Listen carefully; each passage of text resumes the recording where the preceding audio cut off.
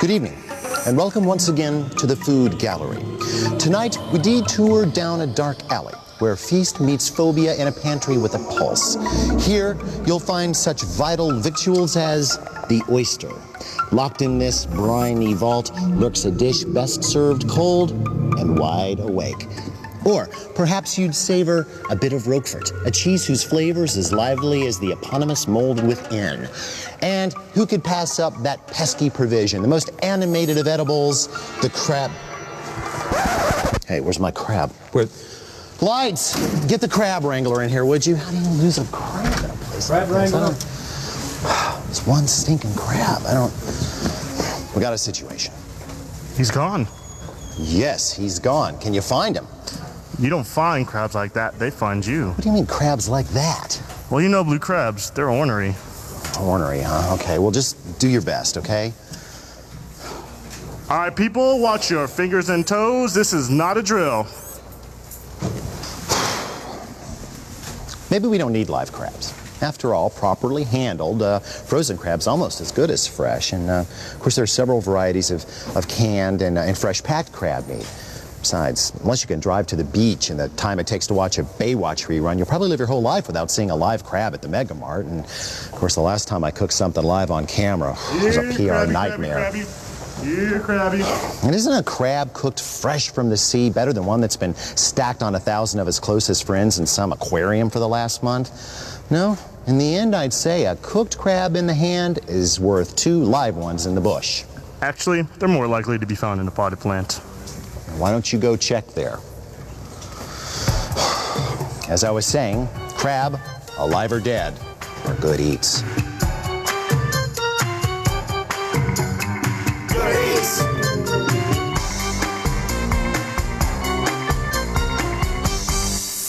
Crabs have been scuttling across the floors of the world's silent seas for some 200 million years. And during that time, they have diversified into over 400 distinct species, many of which lurk off of U.S. waters. Of course, what kind of crab ends up on your plate is greatly a function of where you end up on the planet. For instance, if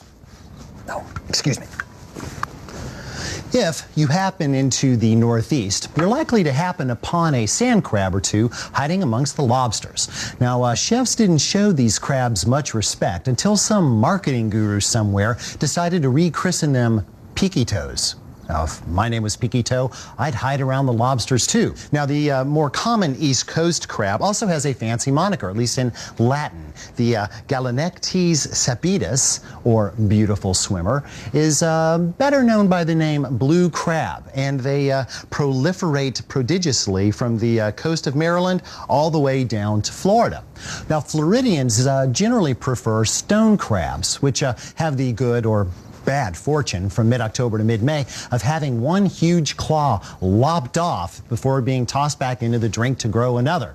Sounds like fun. Well, they're delicious. Now, moving over to the West Coast, we meet up with the blue crab's Pacific doppelganger, the Dungeness crab, which when paired with a little sourdough and a nice white wine is the true San Francisco treat. Now, moving up to the frigid waters of Alaska, we find the snow crab and that deep-diving decapod, the king crab, which at 6 feet of cross, looks as much like a monster as anything you'd ever hope to see. What is that? It's a king crab. No, it's a puppet. A handmade puppet. Well, you can only get them live in Alaska. Go on. Thank you. Thank you very much. As experts will tell you, odds are very good you're never going to see one of these outside of Alaska, which is why you usually find them frozen. Given their less than convenient size and shape and the location of the fisheries, most snow and king crabs are cooked, dismantled, and flash frozen as soon as they get to the processing plant, which is usually on the boat that caught them.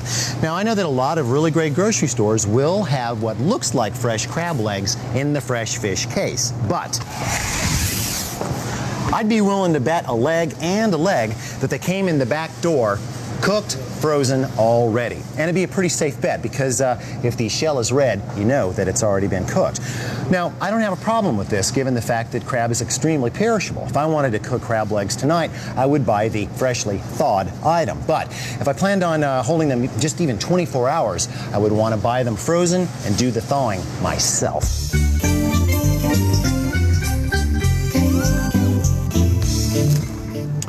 Thaw your legs overnight in the refrigerator, and keep in mind, up to 20% of the frozen weight is water. So you're going to want to make sure that you give that moisture some place to go.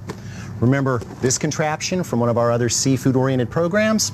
2 plastic containers, equal in dignity, size, and shape. Only this one is poked full of holes so that the moisture can drain away from the investment into the waiting vessel below. They're kept separated by a cunningly placed foil snake. Now you can keep food illness and cross-contamination away by keeping this lidded.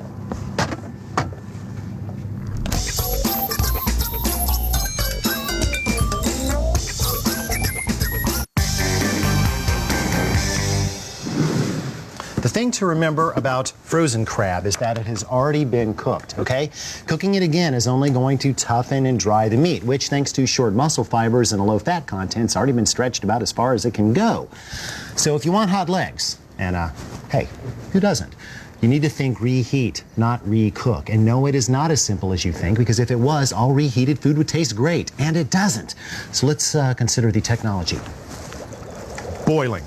This is only going to get us to waterlogged city. Besides being far too violent for reheat of this nature, water is a solvent. It's just going to wash all of our Armored Friends flavor away.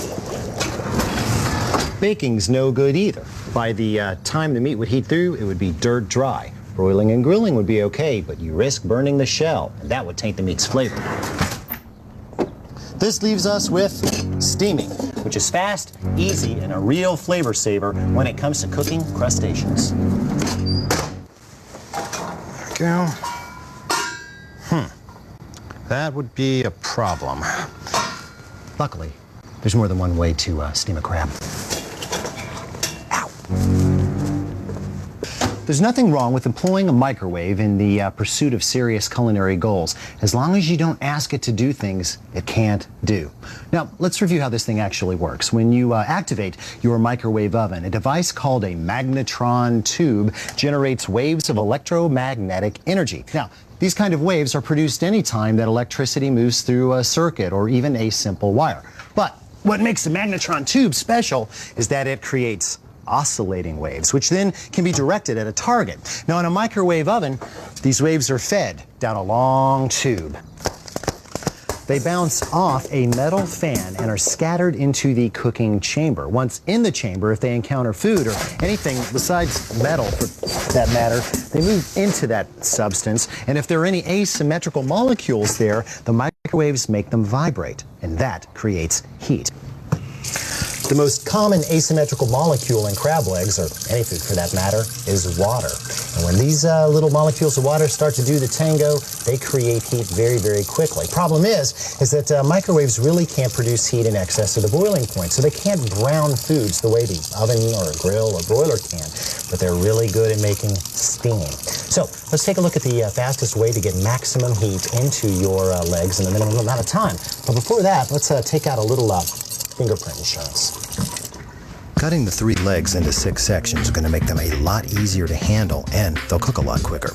Adding a few sprigs of dill will bring flavor and aroma to the party. Just wrap them up in 2 layers of wet paper towels, and then wrap that in a nice thick layer of plastic wrap in the microwave for 2 minutes on high to bring out the steamy goodness. Now, within moments, the microwaves will start converting the water in the paper towels to steam. But instead of just floating off in the box uselessly, the plastic wrap will hold that steam right up against the crab legs. Very efficient way to cook and very fast. But we need to keep the mass down so that the cooking process doesn't take too long. That's why I never do more than about 3 legs at a time. The rest you can just pouch up and have standing by on deck. As long as you don't unwrap them, they'll stay warm and you can serve them all together. Now is a very, very good time to think about a sauce. Now, I'm not much for fancy schmancy sauces that would just walk all over the flavor of our very, very expensive shellfish. I like to just use ghee. What's ghee? Well, think of it as a clarified butter, only way better. Way better. That's a dairy joke.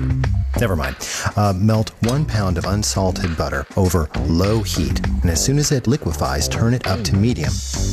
When it finishes foaming, turn up the heat a little bit more and wait for it to foam a second time. When that foam is finished, you'll see little brown bits on the bottom. Those are the burnt milk solids. Just strain off the ghee and you're good to go. You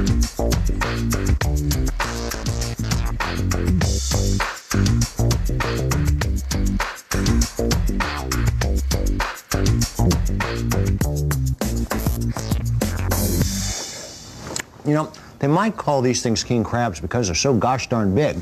Then again, they may call them king crabs because of how they make you feel when you're eating them. Excuse me, this could get messy.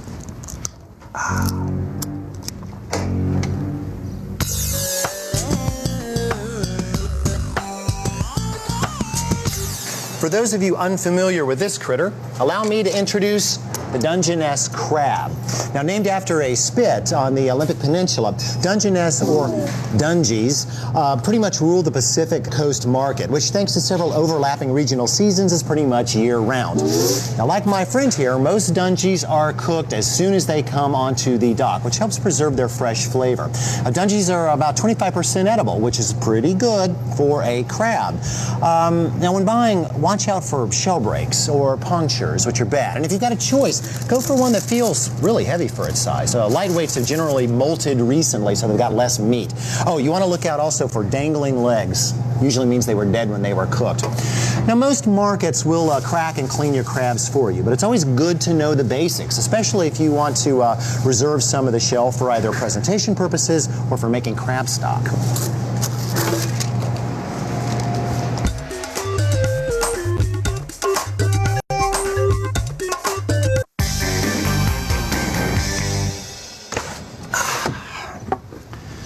If the idea of dismantling a deep-sea beetle in order to extract the succulent meat that lies within its shell gives you the heebie-jeebies, well, maybe you ought to step away for a few minutes. You know, go log on to foodnetwork.com and download some crab recipes. The rest of us are going to play Crustacean Quincy.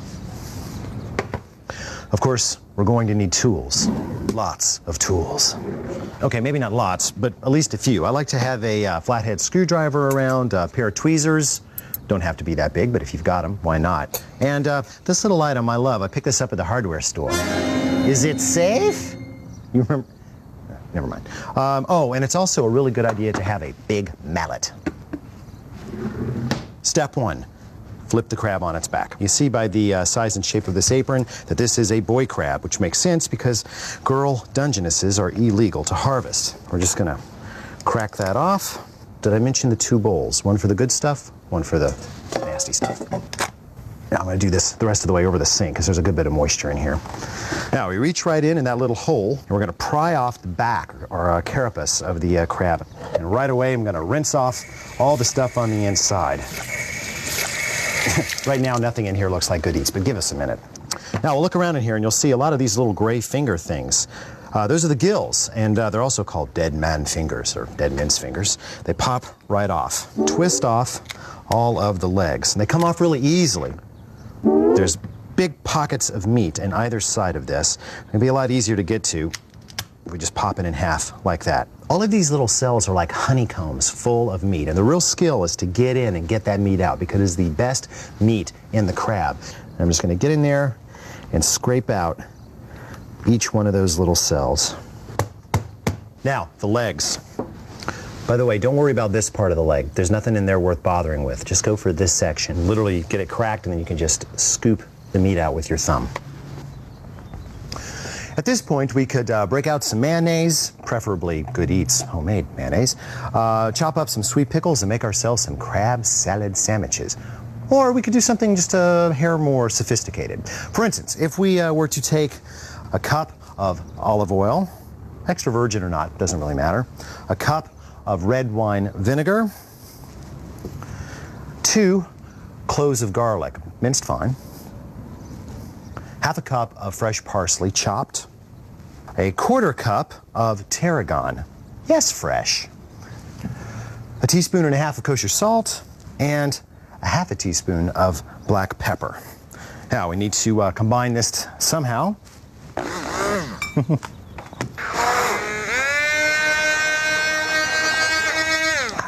we go.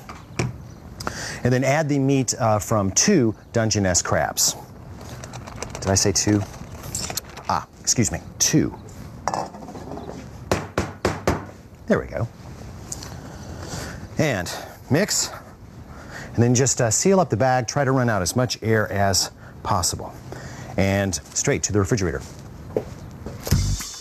Let the crab meat soak for about 4 hours. You could go as many as 8 if you like, and be sure to put that bag in some kind of container just in case there's a little leakage. Now you've got plenty of service options to consider. My favorite, simply scooping out that salad onto some field greens and serving with a side of lemon slices.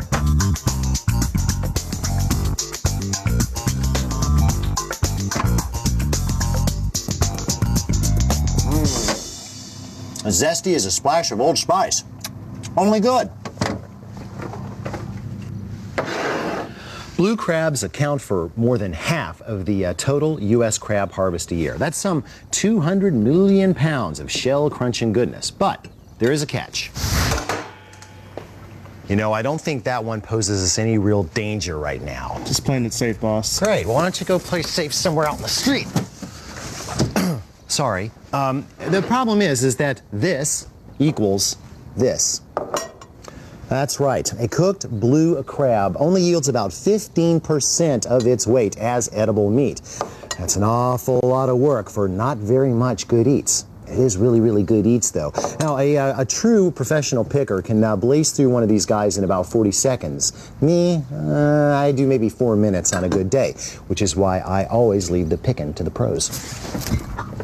Freshly cooked and picked blue crab comes in several market varieties, all pasteurized to extend shelf life and all requiring refrigeration.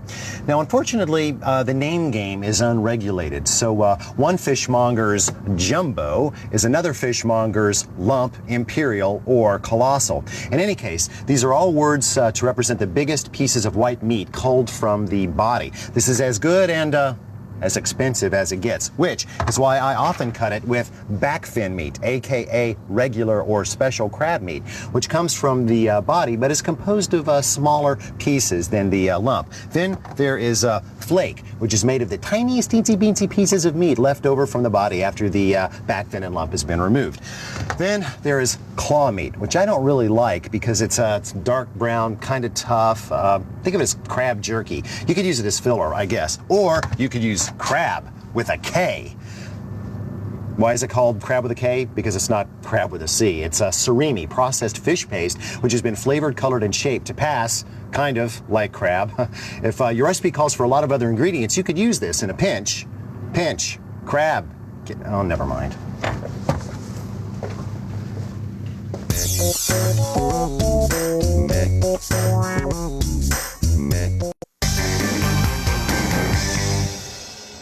Let's play a little word association game, okay? I'll say a word and you just say the first thing that pops into your mind, okay? Crab cakes, of course. I mean, who doesn't love crab cakes? But you know, the problem is all too often they're kind of overpowered with fillers like bacon, onions, or they're smashed flat by overzealous, I don't know, hamburger cooks. Personally, I prefer crab fritters because they're all about highlighting the investment, the texture, and the flavor of crab. Now, crab cakes are usually pan-fried, but fritters are always deep-fried. And the reason is because, well, it's faster, which is good because we're still essentially reheating. We don't want to do it too long. Now I've got 2.5 quarts of canola oil in this heavy pot and I'm heating it to 375 degrees over medium heat. How do I know 375? Because I've got a thermometer here. And because I'm frying, I always have a lid standing by just in case something bad happens. But it won't. Also, have a draining rig standing by. I like to put newspaper on the bottom for easy cleanup. So while this happens, we contemplate the mixture.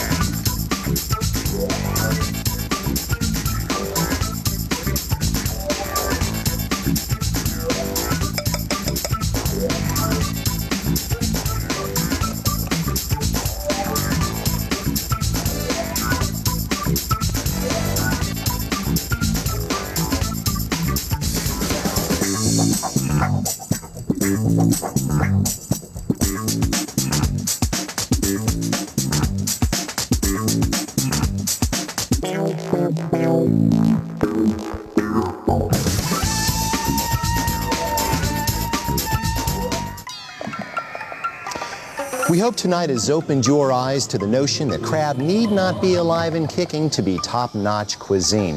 Whether flash frozen or pasteurized and packed, crab is definitely worth the investment of time and money. They are, in fact. Hey, he's over here! He's over here! Hey, watch out! He's got the video cable. Don't worry, he wouldn't dare. I haven't had a chance to say...